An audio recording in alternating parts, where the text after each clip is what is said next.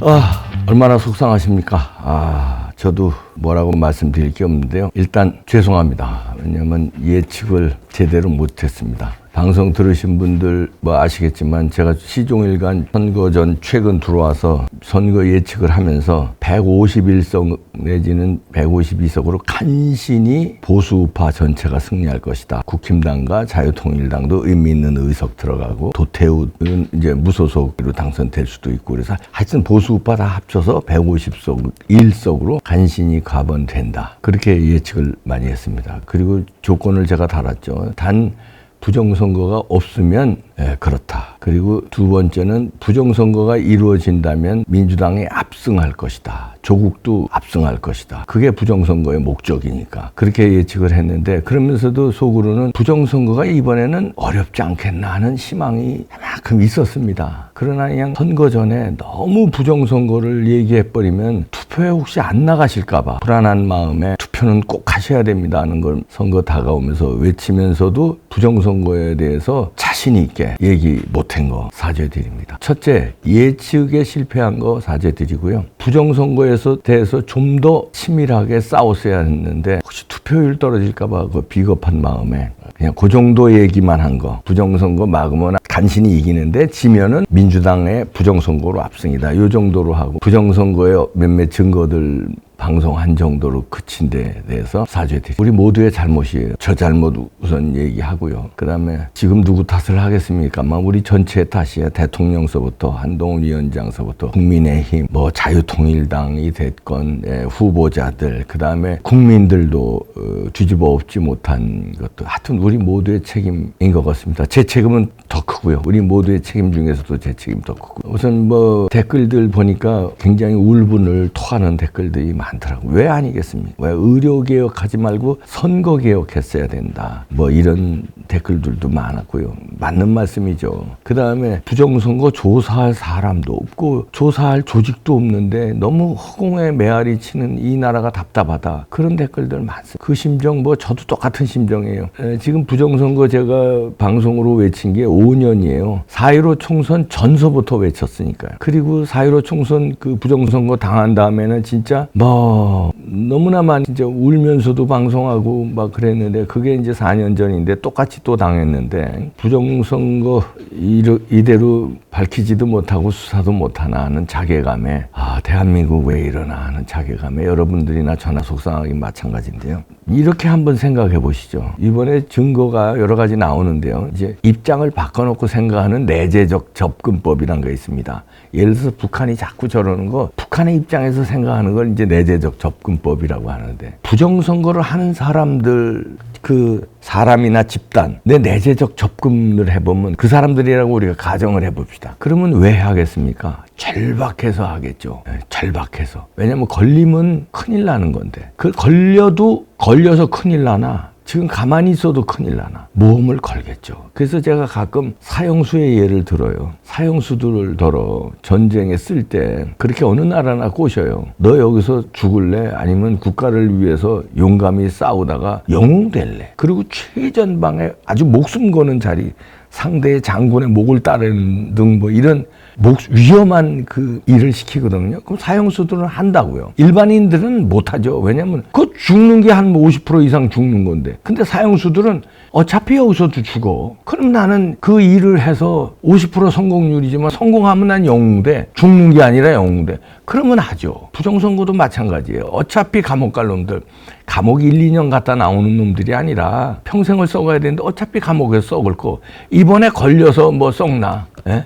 어차피 우리나라 사형은 없으니까. 없잖아요. 실행을 안 하잖아요. 한동훈 법무장관도 말만 사형시설 점검만 했지 한 명도 사형 안 시켰잖아요. 그러니까 그게 이제 내재적 접근법이에요. 그리고 또 내재적 접근하면 그럼 내가 부정선거를 한다면 어떻게 세팅을 하겠습니까? 누구를 당선시키고 누구를 빼겠습니까? 이준석 당선 안 시키겠어요? 너무 고마운 사람 아니에요? 부정선거 하는 쪽에서 보면. 부정선거 없다고 단언하고 당대표 때 그냥 얼마나 부정선거 밝히는 팀하고 싸웠어요. 그것 때문에 무력화됐잖아요. 집권 여당의 대표가 그냥 부정선거 없다고 그러니 얼마나 고맙겠어요. 당선 안 시키겠습니까? 당선시키죠. 도태우 떨어뜨리지 않겠습니까? 제가 부정선거 한다면. 국회에 들어가면 부정선거 가지고 싸울 거 뻔한데 토태고 떨어뜨리겠죠. 민경욱은 뭐 말할 것도 없고 자유통일당 말할 것도 없고 자유통일당에 한 명이라도 들어오면은 자유통일당은 그 비례 1번이 무슨 황보승이고 2번이 석동영 이런 게 중요한 게 아니라 거기는 응집력이 있잖아요. 광화문에 그 응집력이 있기 때문에 그 한 명이 문제가 아니라 그 광화문 세력을 대변하는 그걸로 싸우기 때문에 부정선거 얘기 안 하겠어요? 그런 뭐 국회에서 뭔가 논의 안 하겠어요? 장영하 변호사 부정선거 저희 이봉규 TV에서 나와서도 많이 얘기했잖아요. 부정선거 싸운다고 당선되면 떨어뜨리지 않겠습니까? 그리고 내가 부정선거 하는 팀이라면 이재명 당연히 당선시키겠죠. 이제. 양문석이가 어떻게 당선이 됩니까? 부정선거 하는 팀은 당선시켜야죠. 왜냐하면 양문석이처럼 거칠게 싸우는 사람이 없어요. 너무나 거칠게. 이제 보세요. 국회에 들어가서 어떻게 거칠게.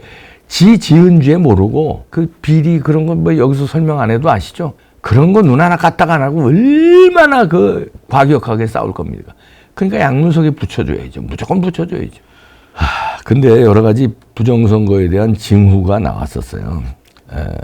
선거 전날 이봉규 TV도 경고를 먹었는데요. 뭘로 경고 먹었냐면요. 그 부정선거 다큐멘터리 여러분들 보셨죠? 이봉규 TV에서도 많은 사람들이 보셨는데 그 다큐멘터리 방송한 거 그거 때문에 경고 먹었어요. 우리 경고 하나 더 먹으면 일주일간 폐쇄됩니다. 그러면 무슨 의미겠어? 선거 전날. 그 부정선거 다큐멘터리 나간 게요. 몇 달 전이에요. 오래됐어요. 몇 달 전에. 선거 전날 그거 경고 붙여요. 그러면 경고를 받으면요. 이렇게 두려워집니다. 한 번 더 받으면 일주일간 방송 못 하는 거예요. 치명타죠. 그리고 한 번 더 하면은 완전히 폐쇄가 돼요. 계정이. 이 유튜브가. 이봉규 TV만 폐쇄가 아니라 이 관련된 데 제가 BKTV라고 몇 년 전에 하다가 요즘엔 방송 안 하는데 세컨 채널이 있잖아요. 그것도 다 폐쇄됩니다. 그러면 겁이 날 거 아니에요. 겁을 먹을 거 아니에요. 이봉규가. 그러면은 부정선거에 대해서 다루기가 꺼려지죠. 그래도 저는 다룰 겁니다. 폐쇄가 다른 아니더라도. 저뿐만 아니라 그걸 다큐멘터리 틀은데 다 경고 먹었어요. 선거 하루 전날. 그런 징조가 나왔고요. 그 다음에 사전 투표율을 31.3% 기가 막히게 막힌 김민석 팀이 있었어요. 김민석은 떨어뜨렸죠. 절묘하게 해요. 절묘하게. 절묘하게 안 되니까요. 그걸 어떻게 맞춥니까? 소수점까지. 이 투표율이 잘 안 맞으니까 투표율이라는 건 뭐냐면 그 투표소가 있잖아요. 저도 투표소에 가서 투표했는데 그 투표소에 많아봐야 몇천 명이에요. 많아봐야. 전국의 투표소. 근데 그 몇천 명 숫자도 안 맞잖아요. 분명히 선거하러 들어간 숫자는 예를 들어서 5,100명인데 이걸 5,200명, 5,300명으로 늘려서 해놔요. 선거인 그 명부, 선관위에서 한 거는. 그 왜 인원수가 틀리냐. 그래서 CCTV를 그 40대, 50대 유튜브인가요? 한모 씨가 했잖아요.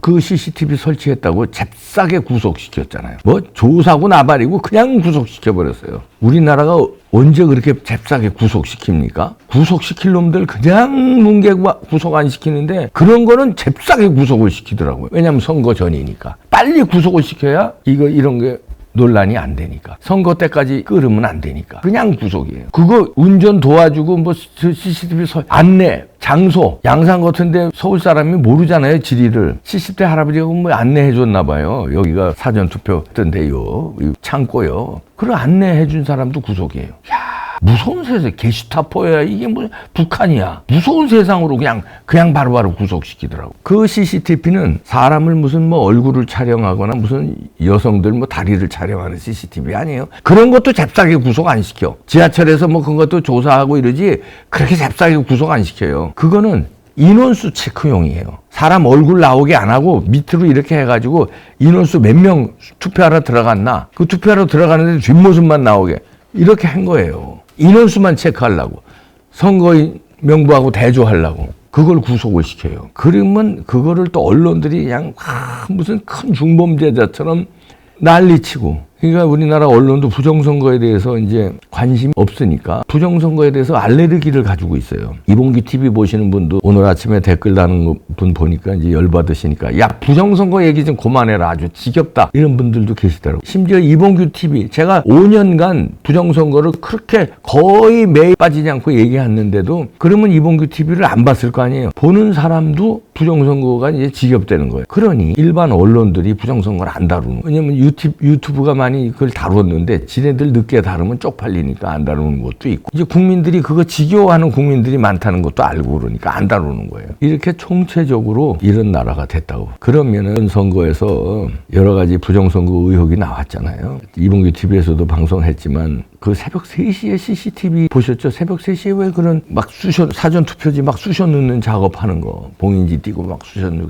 그리고 막 통을 또 흔들어서 섞더라고, 이렇게. 그거 이상하잖아요. 그거 조사해달라 얘기, 그 다음에. 그 다음에 어저께도 방송한 게 오늘 아침 새벽에 나갔습니다만 파쇄기로 투표지 막 가른 게 막 이만큼 나왔잖아요. 엄청난 양이 나왔죠. 그걸 왜 갈았는지 조사해달라는 얘기예요. 우린 단정을 내릴 수는 없죠. 그게 결정적 증거인지는. 그냥 이상하잖아. 상식적이지 않잖아요. 그러니까 그런 거 조사해달라고 이 방송을 하는 겁니다. 왜 조사도 안 하고 넘어가느냐. 선거인수 알아보기 위해서 CCTV 단 사람은 그냥 잽싸게 구속을 시키면서 이런 선관위의 이런 의혹은 왜 조사를 안 하냐. 구속까지도 아니고 조사는 해야 될 거 아니야. 왜 수사를 안 하냐. 지난 4.15 총선에서 그런 많은 부정선거가 나왔는데 왜 수사 안 했냐. 왜 CCTV 그 감독하느라고 CCTV 단 그 유튜버는 그냥 잽싸게 구속시키면서 왜 조사도 안 하냐. 조사해달라는 거예요. 국민들은 조사할 수 없잖아요. 그냥 외치기만 하죠. 저도 그냥 부정선거 방송만 할 뿐이지 의심이 가니까 이 의혹을 해소해달라. 부정선거 아니라면 아니라고 얘기해달라. 이렇게 조사했더니 부정선거 아니다. 그래 조사해달라는 얘기예요. 근데 국민들이 저뿐만 아니라 많은 국민들이 의심을 하고 있는데 그 의심을 해소해야 될 거 아니에요. 근데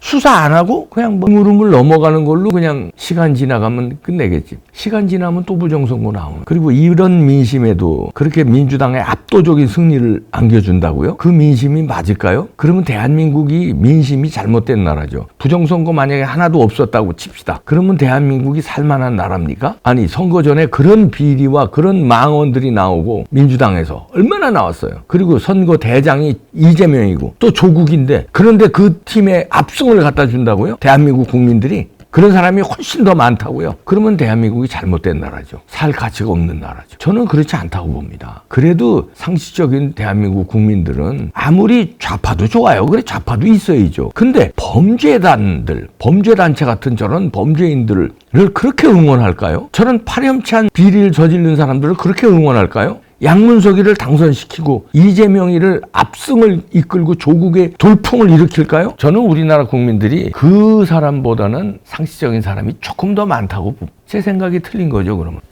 정리하면요. 일단 죄송하고요. 예측 못한 거, 부정선거에 대해서 좀 더 적극적으로 싸우지 못한 거 죄송합니다. 이제 우리가 앞으로 어떻게 해야 될 건데, 대통령은 아직 임기가 3년 남았어요. 대통령께 제가 충원드립니다. 부정선거, 이거 윤석열 대통령은 임기 3년이면 끝나지만 대한민국의 임기는요, 영원 무궁해야 되지 않습니까?